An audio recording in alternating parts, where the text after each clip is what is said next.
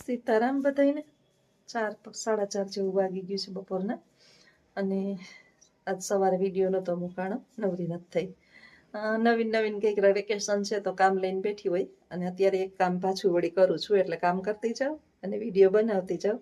જશોદાબેન કહેતા હતા કે બેન તમે રસોઈ કરો ને તો નવી નવી બનાવજો, બતાવજો કે તમે કઈ રીતે કરો તો અમને ખબર પડે. દરેકની મેથડ અલગ અલગ હોય, કોઈ અલગ રીતે બનાવતું હોય, અલગ રીતે બનાવતું હોય. ક્યારેક ક્યારેક વળી એમ થઈ જાય કે હાલ વિડીયો બનાવું. આજે છે ને પીવું ભર્યું છે આખું, લગભગ અડધો પોણો કિલા જેટલું માખણ નીકળશે. અત્યારે ચોખ્ખું ઘી નથી મળતું, એટલે આપણે જેટલું થાય ને એટલું ઘરની અંદર હાલે, એટલે હાયલું આપણે ભેળસેળ વાળું ખાવું એના કરતાં આ થોડું થોડું ઓછું ખાવું સારું. લાડવા કેદીના કરવા કરે છે, પણ હમણાં છે ને ઉનાળો છે, છાશ ને દહીં વધારે ખવાઈ જાય. પછી સાંજે થોડુંક વાટકો દૂધ વધારે, એટલે ઘી ઓછું થાય અને લાડવાનો બહુ મેળ ખાતો નથી. અમારા ઘરની અંદર લાડવા બધાને બહુ ભાવે, લખુન ઘરની અંદર ભાવે બધાને લાડવા. ઘી છે ને વેચાતું હમણાં બધા બહુ દૂધ વેચી નાખે છે ને, એટલે ઘી ઘરે કોઈ બનાવતા નથી. તો હલો છાશ કરી લઉં, પછી આગળના વિડીયો બન્યા રહેજો, આગળ મળીએ. આ બેન બા છે ને અમારા, ખબર નહીં કયા નસીબ લખાવીને આવ્યા છે. અહીંયા લાડવા જેવું કરી દીધું મસ્તીનું. અસલ ઘીમાં તહતથી રોટલી હતી ને ગોળ નાખ્યો. આ બીજા કૂતરા વાટો નથી ખાવું એને, જો બેઠી ધરાયેલું માણા હવારનું કાંઈ નથી ખાધું એને. અહીં જેઠેઠ 2 રોટલી ખાધી હતી, પાછું તયું ને એમને પડ્યું. હવે રાહ જોઈને કહ્યું ને ફોહ લાવું કે ખાઈ લે. આ છે ને અમે ગોળનો ડબ્બો લઈએ, ઉનાળો છે ને એટલે સેજ ઢીલો પડી જાય, જ્યાંથી આપણે કાઢતા હોય ને જ્યાંથી આપણે હાથ અડતા હોય ને, બાકી જો એકદમ કઠણ પાણકા જેવો છે. ગોળનો ડબ્બો અમે તો ખાતા નથી, આ ગલુડિયાઓને ગોળ વિના ન હાલે. નથી ખાવું બોલો એને. બેઠી છે અહીંયા, અને હું અટાણે બેઠી રાહ જોઈને કે ખાઈ લઈએ ને તો પછી મારી છાસનું કરું, પહેલાં આને પેટ ભરી દઉં. ઓલા જીનકા ગલુડિયા બહાર રાહ જોઈને બેઠા છે બિચારા ટીનિયા મીનિયા. તારે ખાવું નહીં તારું દઈ આવું ચાપુ. એ જવાબ આપે, આ ચાપલું આ ખાઈ લે હાલ. જો ક્યાં જવાબ દે, આ ખાઈ લે, ચાપલી ન કરો ને દઈ આવું. હું ખાઈ લે હાલ, ખાઈ લે હાલ, ખાઈ લે મારા દીકરા હાલ. એ ખાઈ લે ને ઓલી ગલુડીને દઈ આવું હાલ, દઈ આવું ને. એ ભાઈ જો ખાવું જ નથી, નથી ખાવું એને. પાછી જ્યારે ઓલાને ખવડાવી લઈને એટલે હમણાં રાયડો રાયડ થાય કે હવે મને દે. આ કૂતરાની બુદ્ધિ છે ને કેટલી હોય ખબર છે? 4 વર્ષના છોકરાઓ જેટલી મોટા થાય ને એટલે એની 3 વર્ષનું છોકરું હોય ને એટલી જ એની બુદ્ધિ હોય. રિહાવું ને ખેદો ને બીજાનો ઈર્ષા કરવી ને એની એક કાયમી માટે એની રીએ. જો કૂતરા બીજ કોઈ દી ભેગા ન બેહી શકે. 4 વર્ષની બુદ્ધિ હોય એની. તો આવજો બધાય, આગળના વિડીયોમાં બન્યા રહેજો. બેહી ગઈ ઓલી બ્લેન્ડર છે ને ગરમ થઈ ગઈ, છાશ કરતી હતી તો નાની મોટર મગાવી છે. હવે આવે ત્યારે સાચી રાજકોટથી કે નાની મોટર આવે ને એ તમે હાંડા ઉપર કે બોઘરા ઉપર કે મૂકી દો ને, તમારે ઊભું ન થવું પડે, ઊભું ન રહેવું પડે, અને ગરમ ના થાય, અને છાશ માખણ અલગ થઈ જાય. આ છે બ્લેન્ડર, એ કંઈ છાશ માટે નથી, આ તો આપણે યુઝ કરીએ ધીમે ધીમે એટલે ગરમ વધારે થઈ જાય, પછી ખોટકાઈ વધારે જાય. બેઠી શાંતિથી અને નવા વિચાર સાથે આપણે બેસી જઈએ. એ માણસ જે છે ને એ એક બીજા સામેવાળા સાથે રહેલા સહકર્મચારી માણસનું એટલી હદે અપમાન કરે છે કે એ માણસને અપમાનિત કરી, એની નાની નાની વાતોને કાપી અને એને સમાજની અંદર એની ટીકા ટિપ્પણી કરી, અને એ માણસની પાછળ એટલું પડી જાય છે ને કે એ માણસ જે છે એ જીવનથી કંટાળી જાય છે. સાચું કહું ને તો જ્યારે સમાજ જે છે ને એ પાછળ પડે છે ને, ત્યારે શરૂઆત હંમેશા પરિવારજનોથી થતી હોય છે, બહારના તો પછી હોય. અને બહારનાની બહુ અસર ન થાય, એને તો હામો વળતો જવાબ મળી પણ દેવાય પણ જાતો હોય. માણસ છેલ્લે થાકે અને આત્મહત્યા કરે, કારણ કે બધા માણસના મગજ સરખા ના હોય.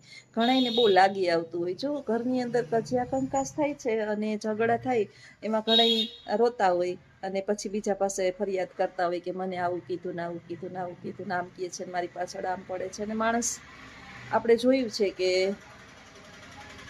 કોઈ પણ હોસ્પિટલ હોય ને ત્યાં આવા ઇમરજન્સી વોર્ડ હોય, એની અંદર 5-7 એવા હોય કે એને જેણે આત્મહત્યા કરી હોય. હવે માણસનું મગજ અત્યારે એવું થઈ ગયું છે કે સહન શક્તિ છે નહીં, અને પાછળ આપણે એની પડી જઈએ ટીખા ટીપ્પણી, એને અપમાનિત કરવું, એને વારંવાર એની વાત કાપી નાખવી, એને કંઈ માન મોભો ન મળવું, અથવા તો સમાજની અંદર એનું કોઈ સ્થાન ન હોવું, તો એ માણસ કંટાળી અને આત્મહત્યા કરે, અને પછી પરિવારજનો જે છે એ સ્મશાને જઈ અને રોતા હોય અને વાતો કરતા હોય કે આમ તો માણસ સારો હતો, થોડાક સમય જીવો હતો, તમે જીવવા દીધો એને, એટલા પાછળ પડી ગયા, થોડોક પ્રોત્સાહન આપી, ટેકો આપી અને સમાજની અંદર એને થોડુંક જીવે એવો માહોલ બનાવી દીધો હોત તો. પણ માણસ જે છે ને એ મેં જેમ એક દિવસો વિચાર તમને કીધો હોય એમ, કે જ્યારે ચાલતા ન આવડતું હોય ને ત્યારે આંગળી પકડી પકડીને આપણા જ બધાય આપણને ચલાવે, જ્યારે ચાલતા આવડી જાય ને એટલે ધક્કા મારીને પાડે, મરેલાઓની પાછળ રોવે અને જીવતાને કાયમ રોવડાવે. આ આપણો સમાજ છે. એટલે આ સમાજની બુદ્ધિ આવી ગયા પછી તો ક્યાં પ્રશ્ન જ છે. મારી જેમ એક વખત અનુભવ થઈ ગયો હોય, પરિપક્વ થઈ ગયા હોય, અને પછી કોઈ પણ વાતની અસર જ ના થતી હોય તો કોઈ પ્રશ્ન જ નથી કે ભાઈ હાથી હાઈલો જાય ને કૂતરા ભૈસે રાખે. આપણે મગજની અંદર બહુ લેવાનું નહીં. દુનિયા છે, બધા જ સારા માણસ આપણને સારા જ કીએ, અને આપણે બધા જ માટે સારું જીવન જીવીએ, બધાને ગમે એવું જીવીએ એવું જરૂરી નથી. જીવન આપણું છે ને આપણે મજા આવે એ રીતનું જીવન જીવવાનું હોય. એ મેચ્યોર આપણે થાય ને પછી આપણને અકલ આવે. પણ નાના બાળકો છે, જે યંગસ્ટર છે, અને પરણીને દીકરી સાસરે જાય પછી એને સાસરાની અંદર હળધૂત કરવામાં આવે. જો ખાસ 2 દીકરીઓ હોય ને એમાં એક કઠોર હોય, બેયને મા બાપે સાસરે વળાવી હોય, બેયને સાસરે વળાવે ને પછી એક જે છે ને કઠોર હોય અને બધું સહન કરી લે એવી હોય, ને સામે વળતો જવાબ દઈ અને બધાને પહોંચી પડે એવી હોય. એક બિચારી મોડી હોય, એ અંદર અંદર અંદર અંદર અંદર અંદર હલ પોતે બળે રાખે, અને પછી સહન શક્તિની સીમા વટાવી દે ને એટલે કંઈક ને કંઈક કાં તો રીસામણે વહી જાય અથવા તો કંઈક નવું કરે. પણ આપણે એને સમજી ન શકીએ. તો આ દુનિયા છે ભાઈ, દુનિયા કોઈ દિવસ જે છે ને હાથ પકડીને ચલાવશે, તમને મદદરૂપ બનશે, તમારા દુઃખની અંદર ભાગીદાર બનશે, અને તમને સહકાર કે ટેકો આપશે. અને તમારા ઘરની અંદર ખાવા પીવાની કે વસ્તુ નહીં હોય તો તમને પૂછશે. તમારા સંતાનો ટ્યુશનમાં કે ભણવા કે જાતા હશે તો ફી ભરવાના પૈસા છે કે નહીં, આવું પૂછશે. આવા ઈચ્છાઓ અને અપેક્ષાઓ સાથે જીવવું નહીં.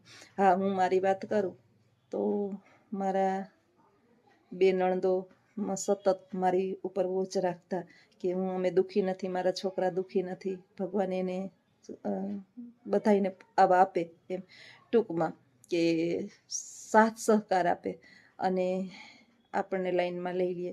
પરંતુ બધાને આવું નસીબ મળતું નથી.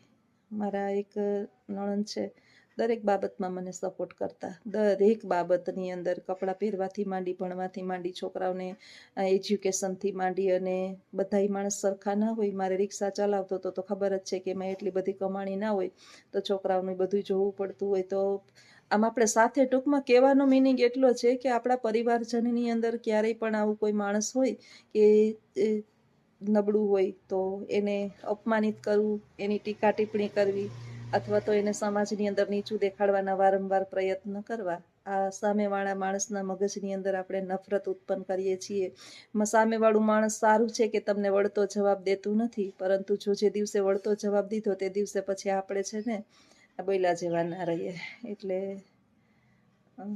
આપણા પરિવારમાં ક્યાંય પણ આપણને આવું લાગે તો હાથ પકડી અને એને હાલતા શીખવીએ, પાટું મારીને પછાડતા આપણે પછાડીએ નહીં. તો દુનિયા છે ભાઈ, માણસે તો આવી જુદાઈ જોવા મળવાની જ છે, અને સમાજની અંદર જ બધાય અનુભવ થાય છે. જીવતા જ બધાય ચિંતાઓ છે, મરે એને પછી કઈ ચિંતાઓ નથી. આ જંજાળ જે છે ને જન્મ અને મૃત્યુ વચ્ચેનો છે.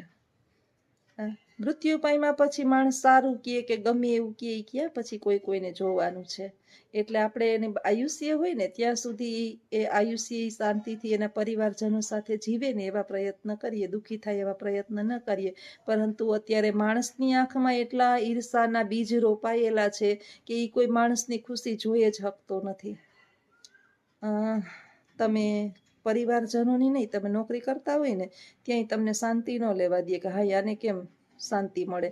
એટલે કાંઈક ને કાંઈક ટોર્ચર કરે માણસ જે છે એ કોઈ પણ જગ્યાએ નાનું પદ ઉપર હોય એને બધાય ટોર્ચર કરતા હોય, વારંવાર ટોર્ચર કરતા હોય. અને પછી મેં એનો એક વિડીયો એ બનાવ્યો હતો કે અફસોસ થાય આપણે જ્યારે પથારીમાં પડ્યા હોય ત્યારે આપણને અફસોસ થાય કે મેં નાના માણસને ગણકાર્યા નહીં, તો એનું આ ફળ છે.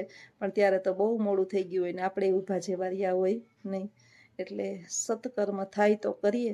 માનવ દેહ મળ્યો છે, આ એક જ દેહ એવો છે કે જેમાં આપણે સત્કર્મ કરી શકશું. કાગડા, કૂતરા, મીંદડા, જીવડા, જંતુને એનાથી કંઈ સત્કર્મ કરવા હશે તો થાહે નહીં. સત્કર્મની અંદર બીજું કાંઈ જ આપણે કરવાનું છે જ નહીં. સત્કર્મ એટલે કાંઈ ધૂપ ધુવાડાને યજ્ઞને અશ્વમેઘ યજ્ઞને આખો દિવસ મંદિરની અંદર ઘંટા વગાડવાના સત્કર્મ નથી. અને આ ભગવાનની સાચું કહું તો પૂજાય નથી. ભગવાનની પૂજા એટલી છે કે આખા દિવસની અંદર તમે એક માણસને હસાવી દીધું એટલે તમે અશ્વમેઘ યજ્ઞ કર્યા જેટલું પુણ્ય મળ્યું. આખા દિવસની અંદર કોઈ પણ માણસનો તમારા કારણે થાક ઉતરી ગયો અને તમારી વાણીથી એને મજા આવી ગઈ એટલે તમે અનેકો બ્રાહ્મણોને જમાડ્યા જેટલું પુણ્ય છે. માણસ તમારા કારણે હસે, રડે નહીં, એ તમારી આ પૃથ્વી પર આવવાની એક સાચી તમે પૃથ્વી પર માણસ તરીકે આવ્યા છો એ સાચો તમારો અવતાર છે. બાકી તો આપણે આવ્યા છીએ કાગડા કૂતરા જેમ જીવીને વયા જાય એમ આપણે જીવીને વયા જઈએ તો આપણામાં કાગડા કૂતરામાં બહુ કંઈ ઝાઝા ફરક છે નહીં. તો બને તો હસાવીએ, રડાવીએ નહીં. હસાવાવાળા ઓછા મળે છે, મળે તો સાચવી લેવા, બાકી રોવડાવવાવાળી તો આખી દુનિયા પડી જ છે. તો આ વિચાર સાથે વિડીયો અહીંયા પૂર્ણ કરું. આવજો. સીતારામ.